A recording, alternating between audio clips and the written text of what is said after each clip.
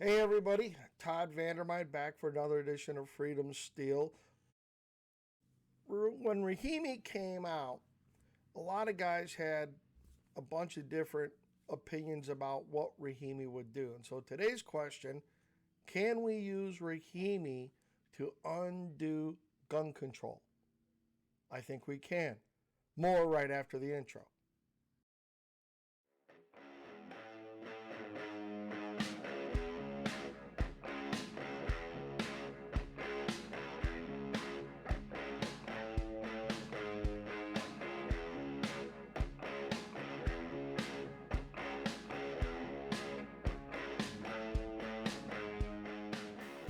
All right, everybody, thanks for coming back. Todd Vandermide, former NRA contract lobbyist, Illinois gun law guru, and the gun Santa over on Reddit. And so today we're going to be talking about Rahimi and a couple other cases and how I think we can use it to undo gun control. So, first off, I want to give a shout out to Jason Roberts, our local SIG rep. Jason was mighty nice enough I bumped into him at the range and hand out some swag. Always appreciate. Now I got another hat to wear on the dozer. It'll be showing its age here before too long. So, Jason, always appreciate catching up with you. But hey, about a week ago, Mark Smith over at Four Boxes Diner did a video on a case called Coolman, in which an individual had a clear and present danger report filed on them by a local law enforcement agency.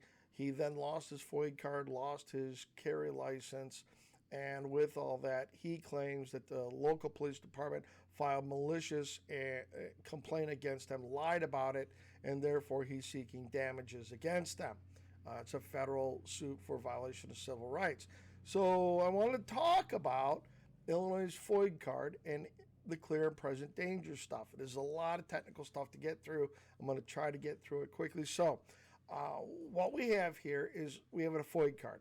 In order to possess firearms or ammunition or buy them, whatever, you have to have a FOID card. It's this goofy card. It's been around since 1967. We'll do a history on it later, but in essence, it was a compromise between the downstate legislators and the Chicago legislators. Chicago wanted New Jersey register everything, and they settled on, well, you have to have this card in order to own or possess firearms. That's it in a nutshell.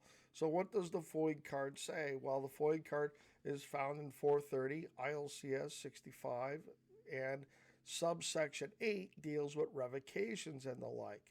And so what they've got here is a person whose mental condition is of such nature that it poses a clear and present danger to the applicant or other person or persons or the community.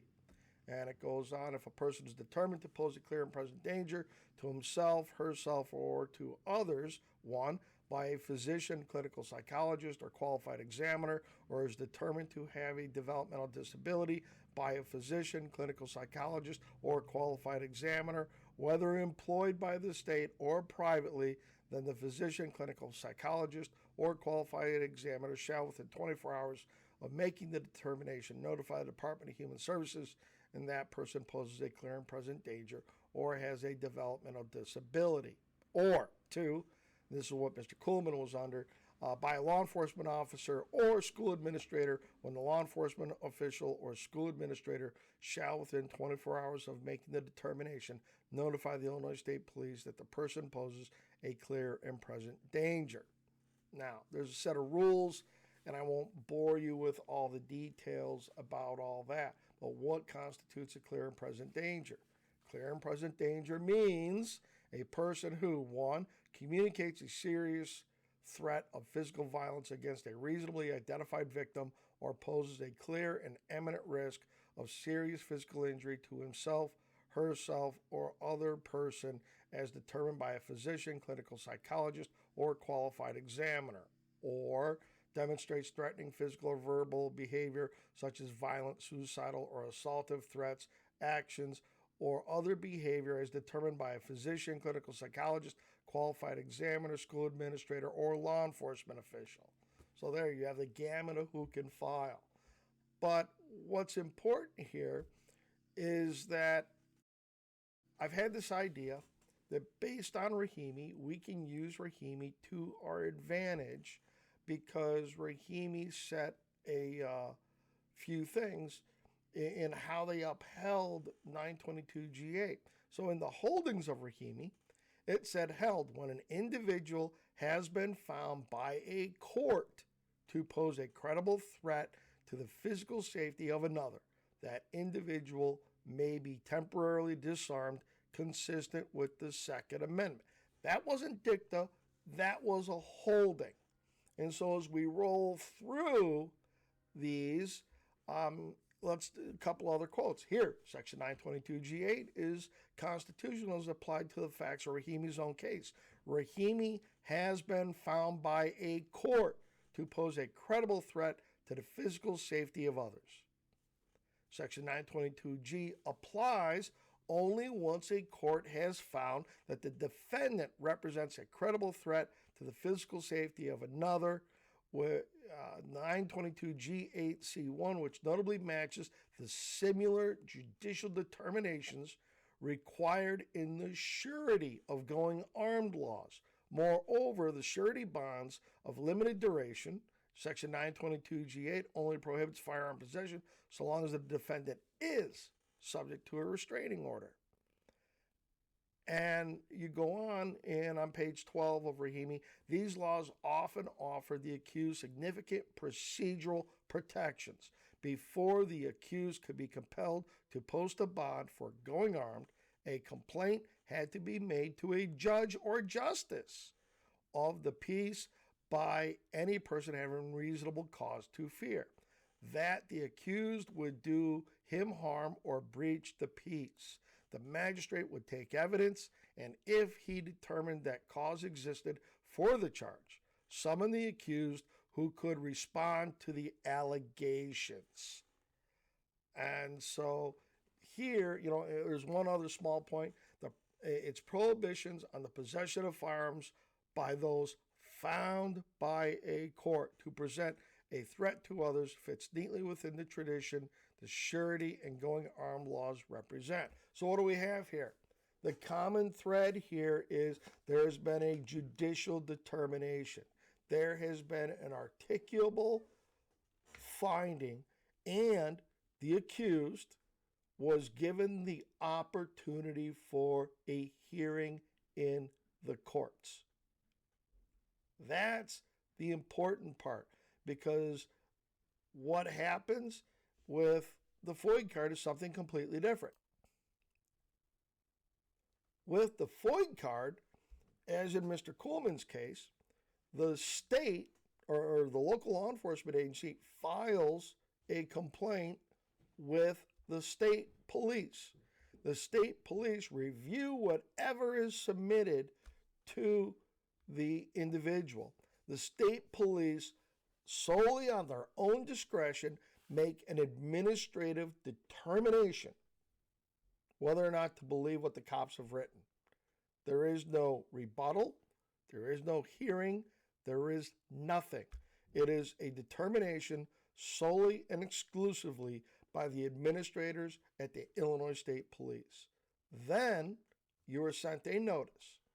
From that notice, you have a limited amount of time, 72 hours, 48 hours, in which you have to turn over your FOID card and or carry license. You have to dispose of all of your firearms and ammunition. You have to relocate them. Currently, the law allows you to give them or deposit them with a friend for safekeeping. They're trying to change the law to make it has to go to law enforcement. But let's look at this. So then you can appeal to the state police. You get a kangaroo court with a board appointed by our anti-gun governor. And then once all that, you've run through that gamut, that gauntlet, if you still don't have it, you can then appeal to the circuit court in your jurisdiction. And if you're in Cook County, you're pretty much screwed. Which seems to be completely opposite of what the court has said here in Rahimi. Now, let's also look that you had, I think it was Jarksy, this case that went to the Supreme Court that was decided, and this individual was found guilty by the SEC and was facing a $250,000 civil penalty.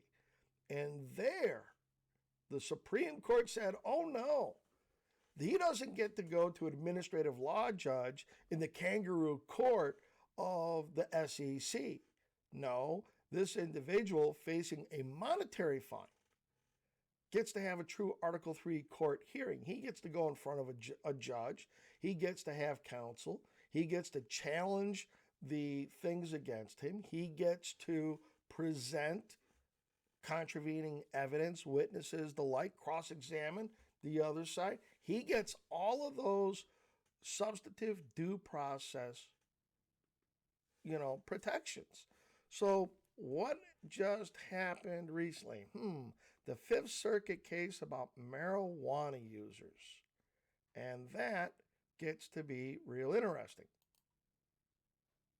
So in the case of Connelly, out of the Fifth Circuit Court of Appeals that was decided a week ago, where they looked at it as an as-applied challenge to an individual who was admitted to being a part-time marijuana user. And so here's the highlights from Connelly. And subsection 922G3 is not limited to those judicially determined to be severely mentally ill, like those persons affected by 922G4. Not all members of the set, quote, drug users have been adjudicated as such or found to require institutionalization. They go on. Indeed, Rahimi 2024 discusses the history vis-a-vis 922G8, which affirms the idea that the government may disarm an individual temporarily after a judicial determination that he is likely would threaten or has threatened another with a weapon. Let me say that again. And here's the part that they quote. They actually quote, put the quote marks in there, that the government may disarm an individual temporarily after a judicial determination. That's not an administrative, we're talking about an actual hearing where you get counsel, you get everything else. And they go on. 922G3 is not limited to those judicially determined to have had a history of violent behavior or a propensity to engage in the same, like those persons discussed in Rahimi. Here we have another court of appeals identifying that in order to be stripped of your rights, there has to be a judicial determination. So even though all of these myriad of people may file something, I think, it's my belief, that the administrative process used in the FOID card and many other licensing regimes around this country, where it's all done administratively, is unconstitutional.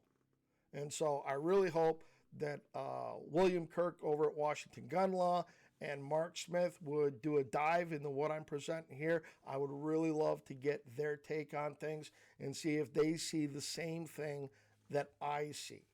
Because I don't think you can get around certain, now the Sixth Amendment deals with criminal cases and all that, but you get largely the same substantive due process claims to right to counsel,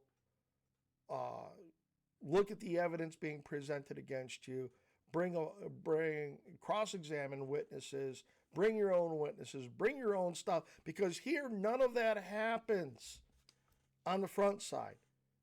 And you have the implication that they are now going to show up at your house, potentially with a warrant, and seize your guns because they made an administrative decision to take away your right to own a gun based on some police report that you never saw, you never got to contravene, you never got to challenge, you never got anything like that. And I think here, you've already got the Fifth Circuit Court of Appeals using the same logic to knock out an as-applied challenge. I don't see how there's any way that you can just summarily disarm people based on the word of a school administrator or a law enforcement official, or maybe even if it's a psychologist or something, without being able to have a full-blown hearing on the front side. Now, this also gets to a couple other things that I'll talk about, because I think the tentacles of this, yes, clearly touch the ex parte stuff of red flag laws, but I'm not even getting to that yet, because that's an ex parte judicial hearing that you don't get to participate in. I'm talking about right here within the FOID card, they get to administratively, some bureaucrat buried down in a building in Springfield gets to administratively decide whether or not you lose your right to own, possess, buy, hang on to firearms and ammunition, and then you then have to surrender your FOID card, and they force you to remove your firearms from your household. So there's a seizure of property, even though you at the current time you can give it to your friend or transfer it there, or transfer it to a relative or whatever. They don't like that, because that's what happened with some of the cases here in Illinois where the shooters have gotten their guns back from family members or whatever. They're really, twisted up around the axle about that. And so here, they just want to make it easy to take your guns. And I think based on Rahimi, there has to be a court determination in which you get to participate. So, shout out to William Kirk and Mark Smith over at Four Boxes Diner. I'd really like to hear what they've got to say about some of this. But as always, like, copy, subscribe, copy and paste the link, share it around, pass it on to your friends, the blogs and everything else. We'll have more to say about this. I've been trying to get more videos out. Sometimes I let the perfect get in the way of the good, and that's on me, but trying to turn a bunch more stuff out. So, hey, guys, as always, thank you for paying attention, for listening, and frag out.